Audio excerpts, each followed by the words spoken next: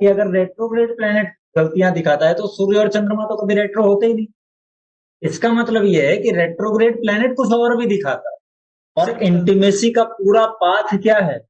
आप देखिए कि तंत्र की पूरी व्यवस्था, पूरी प्रैक्टिस अमावस्या पर जाकर टिक जाती है, अमावस्या के इर्द गिर्द घूमती है। कोई प्रैक्टिस तंत्र की अमावस्या को पूरी होती है, कोई प्रैक्टिस तंत्र की अमावस्या को स्टार्ट की जाती है। किसी को क्यों अमावस्या के इर्द?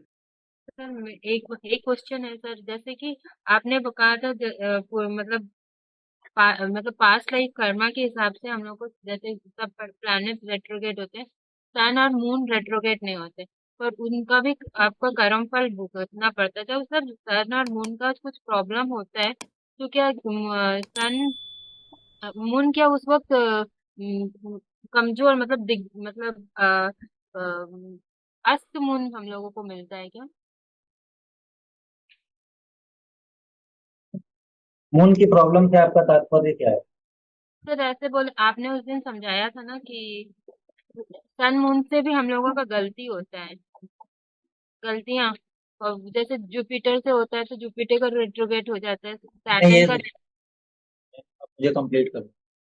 देखिए, मैं आपको बताता हूँ। मैं उस दिन ये बोल रहा था कि जब भी आप किसी से भी बात करेंगे और रेट्रोग्रेड के बारे में जब वो बताएगा तो आपको यही बोलेगा कि रेट्रोग्रेड प्लैनेट तुम्हें मिला है, तुमने पिछले जन्म में गलतियां की है, इस जन्म में सेम गलतियां हो। तो मैंने ये आपको प्रेडिक्शन दिया, उस समय बताया।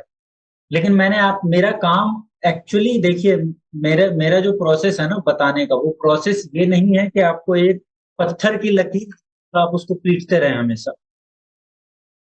मेरा प्रोसेस है कि मैं आपको आंखें दूं जिससे कि आपको दोनों साइड दिखाई पड़े।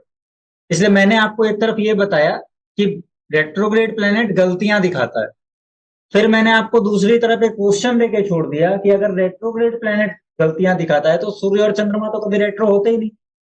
इसका मतलब यह है कि रेट्रोग्रेड प्लैनेट कुछ और भी दिखाता है, सिर्फ गलतियां नहीं दिखाता। फिर मैंने आपको, जब मैं आपको आगे लेकर गया तो मैंने आपको यह बताया कि रेट्रोग्रेड प्लैनेट मास्टरी भी दिखाता है ना, सेल्फ अवेयरनेस या अपने आप पर डिपेंड होने की क्षमता, शक्ति भी दिखाता है। तब तो व्यक्ति किसी और की नहीं सुनता ना। तो ये सारी चीजें चंद्रमा और सूर्य पर बिना रेट्रोग्रेड हुए लागू हो जाती है। कैसे लागू होती है वो उसकी स्ट्रेंथ पर या उसकी पोजीशन पर डिपेंड करता है। अब इसमें एक और बात है सूर्य की। सूर्य तक तो हम बहुत रेयर ही पहुंच पाते हैं, सूर्य तक तो व्यक्ति पहुंचता ही नहीं। सूर्य का तो बहुत थोड़ा फायदा व्यक्ति ले पाता है, सिर्फ अपने कॉन्फिडेंस लेवल पर। रही चंद्रमा की बात, तो आप देख लीजिए कि व्यक्ति कोई भी हो, हिटलर जैसा व्यक्ति भी अपने मन से कभी ना कभी परेशान हुआ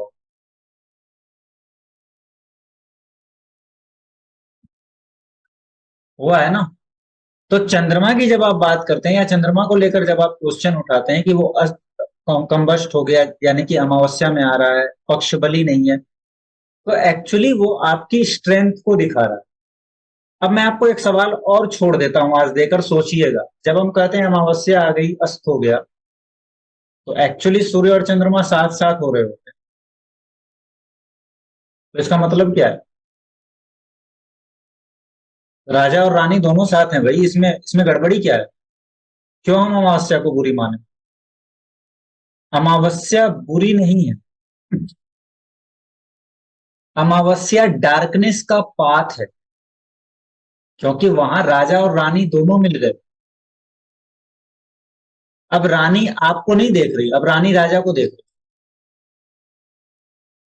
अब रानी राजा के पास है, यानी कि वो दोनों किसी इंटीमेट रिलेशनशिप में है। आप समझ रहे हैं मैं क्या बोल रहा हूं? इसको अदरवाइज नहीं लेना है। मैं एक एग्जांपल देके समझा रहा हूं कि अगर राजा और रानी एक साथ है। मैं ये नहीं कह रहा कि सूर्य और चंद्रमा इंटीमेट रिलेशनशिप में, गलत मत लीजिएगा। मैं ये कह रहा हूं कि जब राजा और रानी दोनों एक साथ हैं तो वो इंटीमेट रिलेशनशिप में, राजा और रानी। अगर आप उसको एज अ राजा और रानी कंसिडर करते हैं तो वो दोनों भी एक साथ है।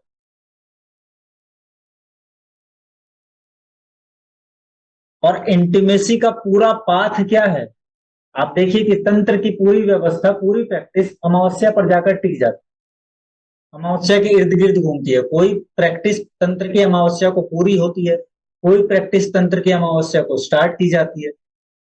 क्यों अमावस्या के इर्द गिर्द है? क्योंकि वो इंटीमेट है और तंत्र का पूरा रास्ता इंटीमेसी के थ्रू जाता है।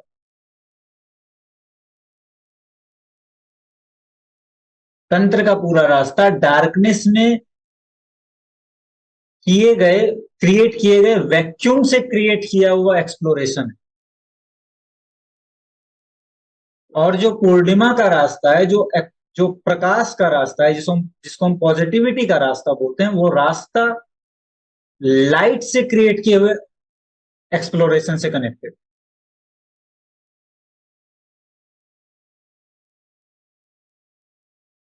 क्लियर हो रही है बात?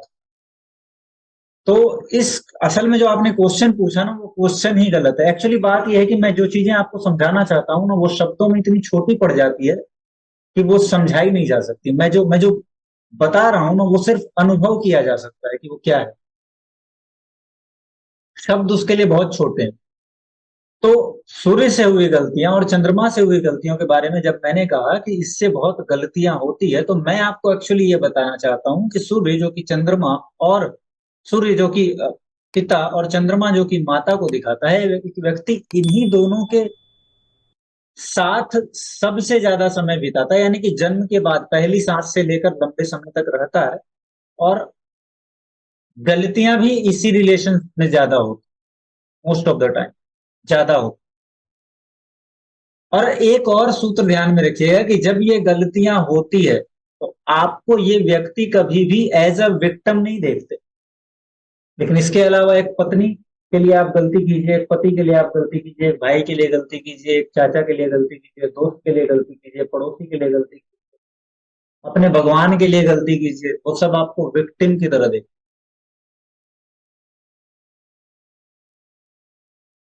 ये फर्क है दोनों। और शायद मुझे लगता है कि इसी फर्क ने ये ये मिस्ट्री क्रिएट की कि जब बाकी सबसे प्रॉब्लम आएगी तो वो वक्री हो जाएगा। और माता और पिता को आप देखिए कि आप कितनी भी गलतियां कीजिए, माँ हमेशा खाने का कौर लाकर बेटे के पास बोलती है कि ले बेटा खा। लेकिन भाई से गलती करे तो भाई मुंह मोड़ के बैठ जाता है। गुरु से गलती करे, गुरु मुंह मोड़ के बैठ जाता है। पड़ोसी से गलती करे, पड़ोसी मुंह मोड़ के बैठ जाता है। दोस्त से गलती करे, दोस्त मुंह मोड़ के बैठ जाता है। पिता मुंह मोड़ के नहीं बैठता। वक्री ग्रह है क्या? मुंह मोड़ के बैठना ही तो है। समझ रहे हैं मेरी बात? मेरी बात जो मैं कह रहा हूँ वो एक्चुअली बहुत डीप है, अगर आप समझें। तो ये सिग्निफिकेशंस प्रकृति ने क्रिएट किए हैं और बताए हैं कि क्योंकि तुम्हारा पिता और तुम्हारी माता कभी तुमसे मुंह मोड़ के नहीं बैठ सकती, चाहे तुम कितने ही जाहिल काहिल और गलतियां करने वाले हो जाओ। लेकिन इसके अलावा बाकी सब तुमसे मुंह मोड़ के बैठ सकते हैं, और ये मैं तुम्हें दिखा रहा हूँ इन ग्रहों के माध्यम से।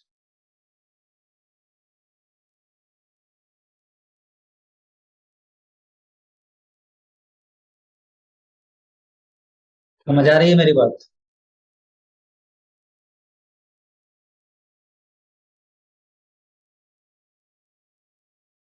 तो अब गलतियां कैसे खोजें चंद्रमा और सूर्य की?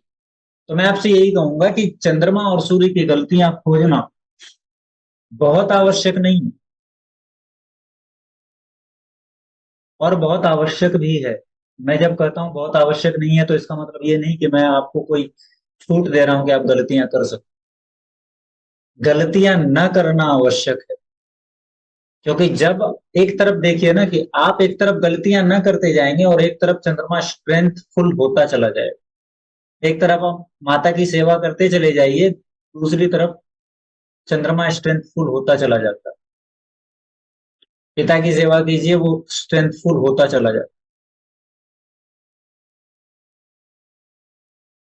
और अब आते हैं एक दूसरी बात। कोई व्यक्ति कह सकता है कि सूर्य तो गवर्नमेंट का भी कारक है, और आप कह रहे हैं पिता मुंह मोड़ नहीं मोड़ता, तो क्या गवर्नमेंट भी कभी मुंह नहीं मोड़ती? मैं कहता हूं कि नहीं, नहीं मोड़। एक्चुअली जितनी भी सजा देने की व्यवस्थाएं बनाई गई है, उसका प्रावधान या उसका जो लक्ष्य है, वो व्यक्ति को सजा देना नहीं, व्यक्ति को सुधारना। तो पिता जो बचपन में थोड़ी बहुत सजा देता है, उसका कारण भी सुधारना होता है, उसका मकसद भी सुधारना होता है। वैसे ही हमारे देश में आप एक व्यक्ति आप देख लीजिए कि एक व्यक्ति पूरा, चाहे वो मर्डर कर दे, उसको फांसी की सजा दी जाएगी, लेकिन देश निकाला नहीं बनाया जाएगा। उसको देश से बेदखल नहीं करते। कोई सरकार उसको देश से बेदखल, उसकी नागरिकता कैंसिल नहीं करती।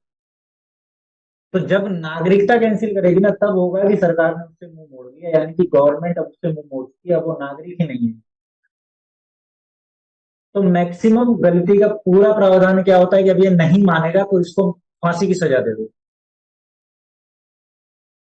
जबकि मैं कहता हूं कि उससे भी बड़ी सजा ये है कि उसको उसकी नागरिकता कैंसिल कर दी जाए, वो अब देश का नागरिक ही नहीं, तो पूरी पृथ्वी पर वो अकेला हो गया।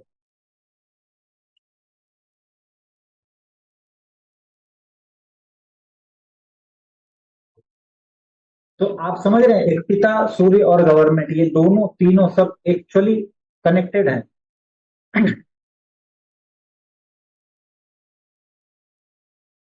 रेट्रोग्रेड प्लैनेट अगर गलती के कारण मिले शाप को दिखाता है, तो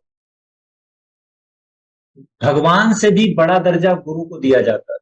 हमने सुना है, गुरु गोविंद दोनों खड़े, काके लागू पाए, बलिहारी गुरु आपने गोविंद दियो बताए। यानी कि भगवान के बारे में, मेरे ईश्वर के बारे में गुरु ने बताया है, तो पहले भगवान से भी पहले मैं ईश्वर को पूजूंगा, उसको प्रणाम, सॉरी, ईश्वर से भी पहले मैं अपने गुरु को पूजूंगा, उसको प्रणाम करूंगा। एक गुरु भी शाप दे सकता है, एक गुरु भी शापित कर सकता है गलती होने पर, लेकिन पिता और माता शापित नहीं करते। हमने सुना है ना, जब हम भजन गाते हैं माता का, तो हम उसमें बोलते हैं कि पूत कपूत होता है, लेकिन माता को माता नहीं। ये सारी चीजें क्या है, ये सारी चीजें कनेक्टेड है और बता रही है हमें चीख चीख करके, देखो, समझो, एक एक चीज को देखो और जोड़ो कनेक्शंस, सब क्लियर हो जाएगा। सर तो मेरा क्वेश्चन है। एक मिनट में, तो एक्चुअली रेट्रोग्रेड प्लेनेट अगर शाप को दिखाता है तो सिर्फ शाप को नहीं दिखाता, क्योंकि शाप क्षमतावानों को मिलता है, ध्यान रखिए। शाप किसी जाहिल को, काहिल को नहीं मिलता। मेरे देखे शाप क्षमतावानों को मिलता है, जिसने कुछ करने का प्रयास। कई बार गलतियां कर देते हैं, वो अलग बात है, लेकिन कुछ करने की क्षमता तो, बिना कुछ, अगर कुछ करने की क्षमता ना हो तो व्यक्ति चोरी भी नहीं कर सकता। अगर चोरी में सजा मिल रही है तो उसमें क्षमता थी, उस क्षमता का उपयोग उसने चोरी करने में कर लिया, वो बात अलग है। उसी क्षमता का उपयोग वो रॉबिन हुड बन के भी कर सकता था, दूसरे की भलाई करके भी कर सकता था, वो बात अलग है, लेकिन क्षमता दिखती है उसमें। तो ये आपके प्रश्न का उत्तर है प्रियंका मैम। मुझे लगता है कि अब आपको क्लियर होगी। यस सर, समझ में आ गया।